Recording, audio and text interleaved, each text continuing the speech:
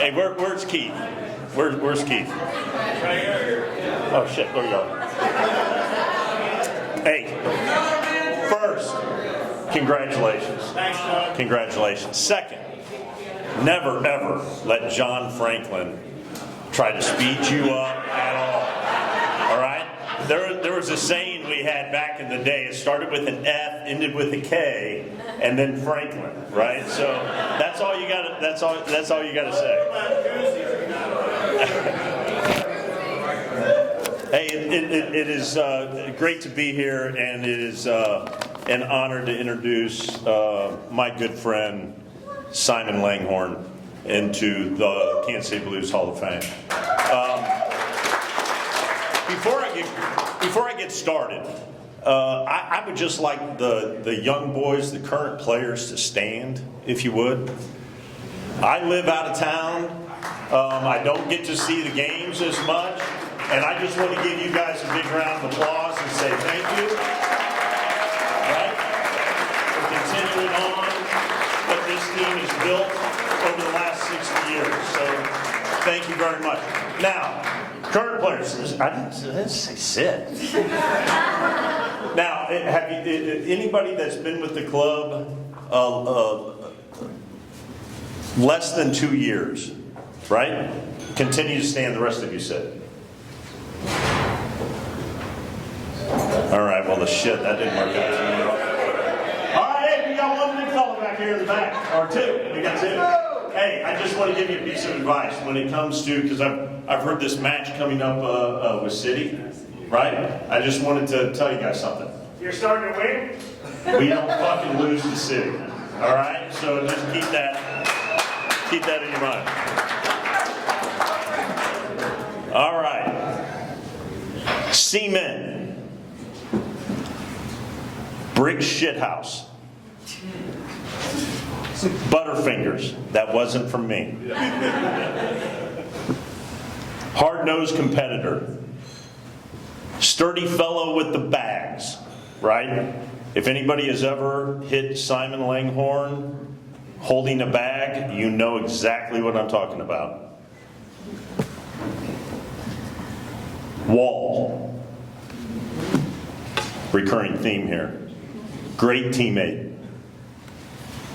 I know we were a better team with Simon on the field. Here are just some of the words that describe the force Simon was on the pitch. He helped guide the Blues in a decade of success. That there is no doubt we were one of the best teams in the entire country for that decade. In both 15s and 7s.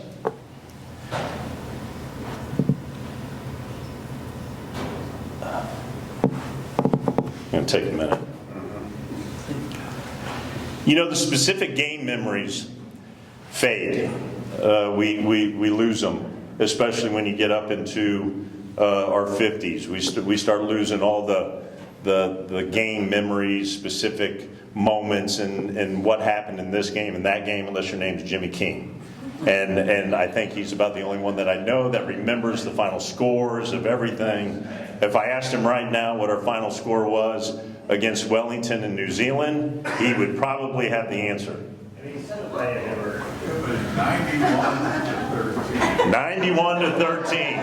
We did not let him score 100. We did not let him score 100. You know, but a few memories do stick around, and I think Keith might be in on a little bet that is going around on an over/under how long this is going to take me. But I got to say, the first one that was a recurring theme was Aspen Ruggerfest and the punch heard around the world, right? And I'm telling you, I tried to stay away from those things that you guys do called rucks and that. I was out there as far away as I could, but that punch I heard, and that was lethal. If your name is John Franklin, you probably felt that punch before, I do believe, on a bus at some point in time. True story. I know a few in here had the privilege of playing with the Western Mustangs when we went to New Zealand, and as a homecoming queen. Who saw that? I tell you, there were a few fellas back in the time that were confused when Simon came out as that homecoming queen. And I tell you, I think that they still have nightmares about that night. You know, Simon was always there as a teammate and as a solid friend. Words I have from Simon are devoted, caring, supportive, and loyal. He's a loving husband, father of 4 beautiful children that are here tonight. He's a caring brother and son, and is a fantastic friend. We all are blessed, really, to be a part of the Kansas City Blues. This organization does something that is extremely hard to do when you look at even in business, and that is blending team with family. I'm extremely grateful to the Kansas City Blues, as if it weren't for this organization, Simon and his family would not be a part of mine, my family, and many others here. And that truly would be a travesty.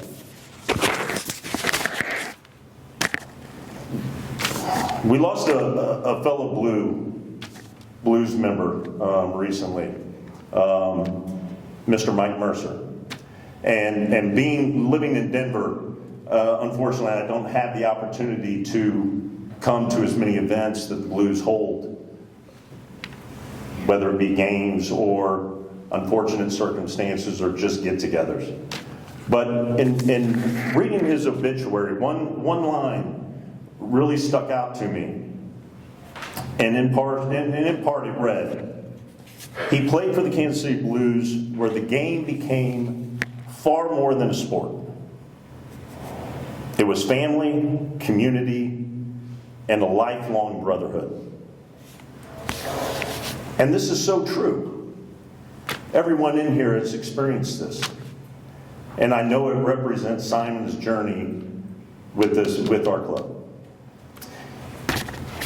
You see, we were a better team when you were on the pitch.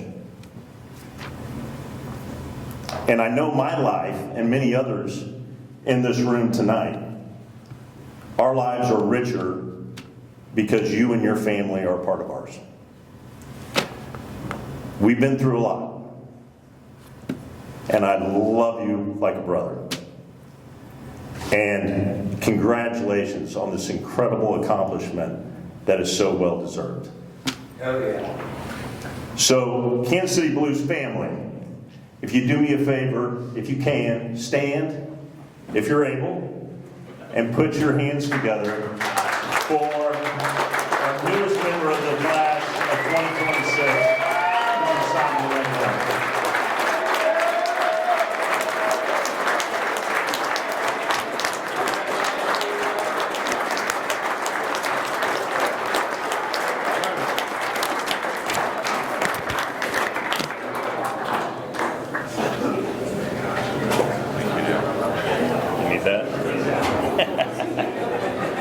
Okay.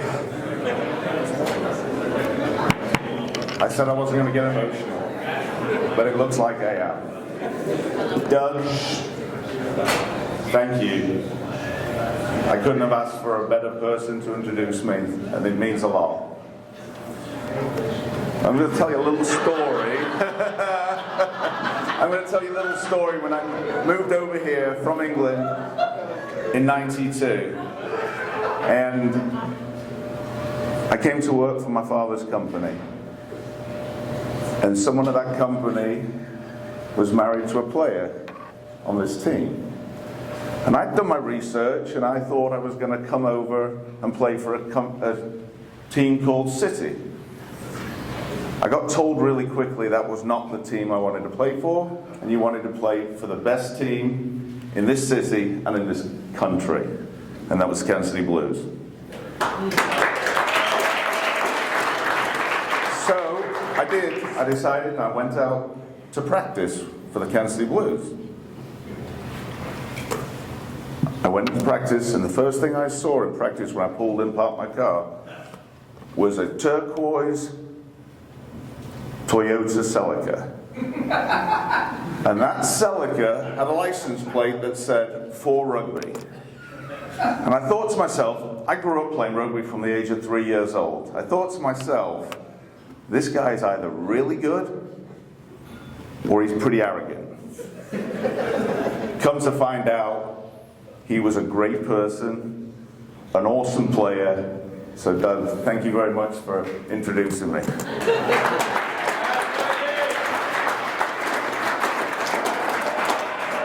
I'd also like to thank my family for being here today. They're all sitting up here. 4 kids, beautiful wife Brittany. Thank you for sharing this night with me. It's very special. I also want to thank the committee for voting me in. I had dreams about joining this great bunch of people. I wasn't sure it was going to happen.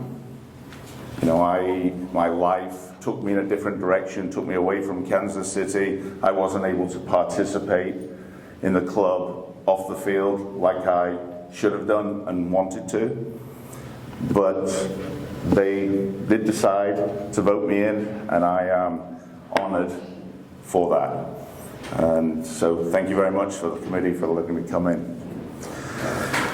All right, now I've got to get to my notes. So, let me see where I am. So when I look back over the years, when I look about and think about rugby and what we played, we achieved, and the team I played with, I got to play with some of the best players out there. Some of them are sitting here today. Some of them are no longer with us, unfortunately. But what I look back on was we achieved a lot, and we won a lot. We lost some. We had some big defeats, but we also did win a lot. But to me, it wasn't about what we achieved on the field. We did a lot for the family and everybody that was with us, and that they came to me and what they did for me, and I got to play with some of the best people that I've ever had to meet, and some of the most talented people in the game of rugby. So thank you for giving me that opportunity, and most of you are all sitting here today. One of the greatest